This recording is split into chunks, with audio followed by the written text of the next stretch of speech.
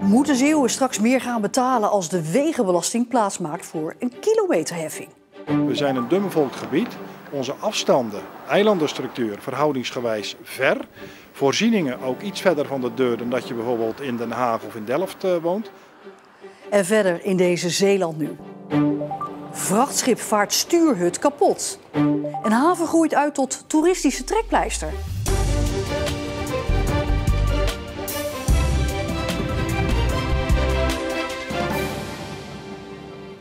Goedenavond. Het plan van het kabinet om per 2030 de wegenbelasting te vervangen door een kilometerheffing zorgt voor politieke onrust in plattelandsprovincies zoals Drenthe en Zeeland. De provinciebestuurders denken dat de meeste van hun inwoners met een kilometerheffing meer moeten gaan betalen. We moeten gaan betalen naar het gebruik van onze auto's, vindt het kabinet. Dus zou er per gereden kilometer betaald moeten gaan worden vanaf 2030. Dat klinkt in beginsel redelijk, vindt ook de politiek. Maar zogenaamde plattelandsprovincies zetten wel kanttekeningen. Ja, dat is voor de Zeeuw natuurlijk niet goed. We zijn een dunbevolkt gebied. Onze afstanden, eilandenstructuur verhoudingsgewijs ver. Voorzieningen ook iets verder van de deur dan dat je bijvoorbeeld in Den Haag of in Delft woont. Dus ja, ik vind dat eigenlijk heel logisch dat de mensen in Drenthe en andere provincies zeggen: ja, maar pas op, zo gaan we er toch niet invoeren. Het kabinet wil in ieder geval net zoveel aan belasting binnen blijven halen als met het oude systeem. Dagblad NRC berekende een kilometerprijs op basis van de cijfers van 2021 en kwam op 4 cent per kilometer uit.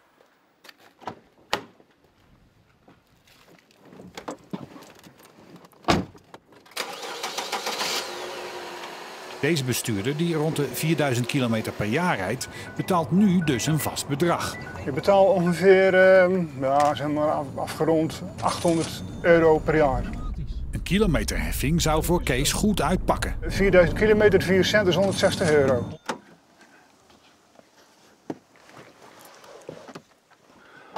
Maar andere bestuurders zijn niet zo gelukkig als Kees. Zeker wanneer ze behoorlijk wat kilometers maken. Rond de 50.000 per jaar. En wat betaal jij nu aan wegenbelasting? Ja, een paar €100. En die paar €100 worden op basis van 4 cent per kilometer. Ja, een paar €1000 dan, hè. Ruwweg gaat een bestuurder die meer dan 15.000 kilometer per jaar rijdt meer betalen volgens het nieuwe systeem.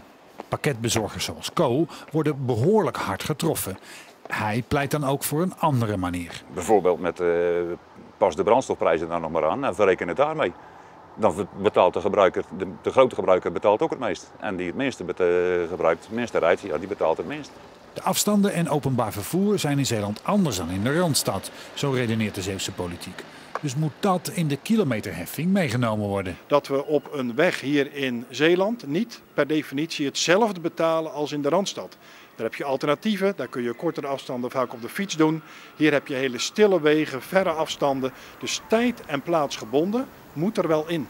Maar voor een tijd- en plaatsgebonden kilometerheffing zal moeten worden vastgelegd waar en wanneer iemand rijdt. Dat vereist een technisch lastig volgsysteem waarbij de privacy ook nog eens onder druk komt te staan. Het is maar de vraag hoe dit kabinet en het volgende een manier gaan vinden om tot een zo breed mogelijk gedragen oplossing te komen.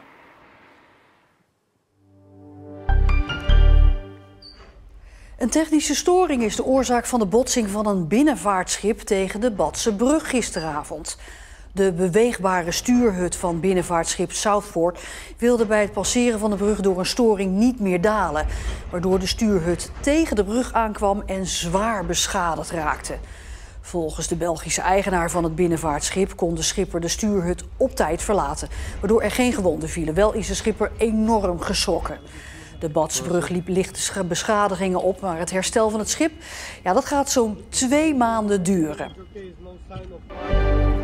De Middelburgse rechtbank heeft een 30-jarige Vlissingen veroordeeld tot 6 jaar cel en tbs met dwangverpleging voor onder meer poging tot doodslag.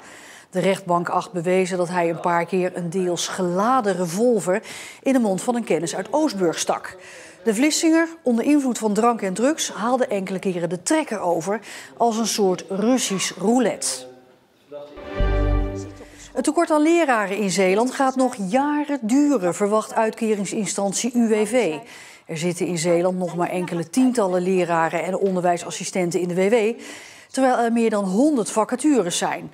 Verwacht wordt dat er daardoor noodgedwongen steeds meer mensen zonder de juiste diploma's voor de klas zullen staan. In het middelbaar onderwijs in Zeeland zijn er vooral vacatures voor talen en exacte vakken, zoals wiskunde en ook scheikunde. Strandgangers trekken zich weinig aan van waarschuwingen tegen de vogelgriep. Ondanks waarschuwingsborden blijven ze onvoldoende uit de buurt van zieke of dode vogels die op het strand liggen of in het water drijven, zegt Dierenwelzijn Walcheren, die zelf elke dag honderden dode vogels weghaalt van stranden en uit natuurgebieden. Volgens de organisatie nemen strandgangers de waarschuwingsborden nog steeds niet serieus, zolang er geen acuut gevaar voor de mens zelf is. Fietsers konden vandaag gratis hun fiets laten nakijken aan de Vlissingse kant van de Westerschelde-ferry. En daar maakten een hoop fietsers gebruik van. Gewoon voor de zekerheid, ja, omdat wij een hele fietstocht gaan doen. En dus ja, toch zeker als de bandenspanning oké is. Met de actie wil de ANWB laten zien dat ze er ook voor fietsers is. Het bleef wel bij kleine, snelle reparaties. Als er iemand komt met een lekke band, proberen we hem snel even te repareren. Als er iemand komt met te weinig druk in zijn banden, proberen we hem op te pompen. Dus we vragen dat aan mensen of als ze een probleempje hebben of een probleempje voorzien. En dan proberen we dat op te lossen hier vandaag. Zijn de fietsen een beetje in goede staat? Gemiddeld genomen zijn de fietsen in een goede staat. Behalve soms de bandenspanning dan, want daar letten ze niet allemaal heel goed op. Was de fiets in orde? Ik denk het niet. Ik denk dat mijn banden wat harder mochten opgepompt zijn voor de vertrek. Maar we hebben dat niet gedaan. Dus nu is het in orde. Ja, het was niet de eerste ANWB-actie in Zeeland voor fietsers, want eerder al stond ze onder andere in Ede om aandacht te vragen voor fietsveiligheid bij ouderen. 50 jaar geleden zagen 6 mensen uit de buurt hun kans. Nadat de Grevelingendam en de Brouwersdam af waren en het Grevelingenmeer ontstond, wilden ze bij het dorp Scharendijken een haven maken. En die werd later uitgebreid naar 700 plaatsen. Zo werd een klein boerenhaventje ineens een toeristische trekpleister. Het is een van de mooiste plekken van Europa. Mooie kan je niet hebben. Jan Neleman uit Capelle aan de IJssel is het oudste lid van de vereniging. Hij weet nog goed dat de boerenhaven werd uitgebreid en besluit meteen een plekje te reserveren. Toen dat vrij kwam in 1972 is dat gekomen, heb ik ook deze boot gekocht. En ben ik lid geworden en ben ik nog steeds. En het bevalt me uitstekend. En van daaruit is het allemaal begonnen. Ik zeg, het was eigenlijk een soort kommetje was het eigenlijk. Ja, dus dit was eigenlijk alleen water. Dat was eigenlijk het water. Hè? En tot het kantoortje van de havenmeester. Ja. Daarna was het allemaal land. Ja, en dat is allemaal de stuk, dat is naderhand allemaal uitgegraven.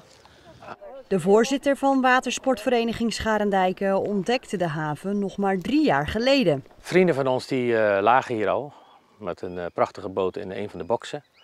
En we zijn toen met Paas hier gekomen voor een proefvaart. En ik en mijn vrouw waren gelijk verkocht. Na de bouw van de Grevelingendam en later de Brouwersdam ontstaat het Grevelingenmeer. 6 oprichters besluiten in 1972 in Scharendijken een haven te beginnen. Voornamelijk voor mensen uit de buurt. 6 jaar later is de uitbreiding naar 700 plaatsen klaar en wordt de haven geopend door prinses Margriet. Maar de haven is al lang niet meer alleen voor inwoners van Schouwen-Duiveland zelf. Van de ruim 600 leden die wij vandaag hebben in onze administratie, zijn er maar 40 uit Scharendijken. En 79 zelfs precies om te vertellen uit Schouwen-Duiveland. En de rest komt inderdaad uit van Den Haag, Utrecht tot Duitsland aan toe. En leden brengen niet alleen geld in het laadje van de haven, maar ook in die van ondernemers in de buurt. Als ik naar de omgeving kijk, als ik zie wat wij dus consumeren, ik weet dat heel veel leden, maar ook wij als watersportvereniging, onze inkopen doen heel veel bij de Plus. Wij gaan vaak met onze groepen mensen regelmatig naar restaurants in Scharendijken. Waarom? Ja, het is in de buurt, we lopen dat aan. Dus in die zin, qua besteding, ja, deze leden en passanten die hier komen elk seizoen, die besteden heel veel in deze omgeving. Ook Neleman doet dat al jaren en geniet elk jaar opnieuw van de keuze die hij 50 jaar geleden maakte.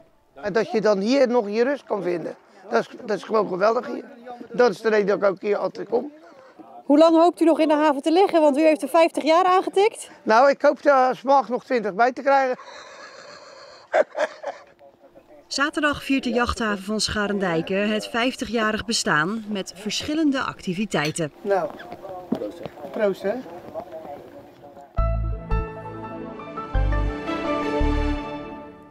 Na een paar lokale buien werd het bijna overal droog en ook nog zonnig. Met een gemiddelde temperatuur van 22, 23 graden. En ook morgen kunnen er nog een paar buien vallen, vooral kleine buien. En krijgen we ook nog veel opklaringen te zien. En voor het weekend grof gezegd zaterdag droog en zondag regen. En tot zover deze Zeeland Nu. Nog een hele fijne avond en graag tot morgen.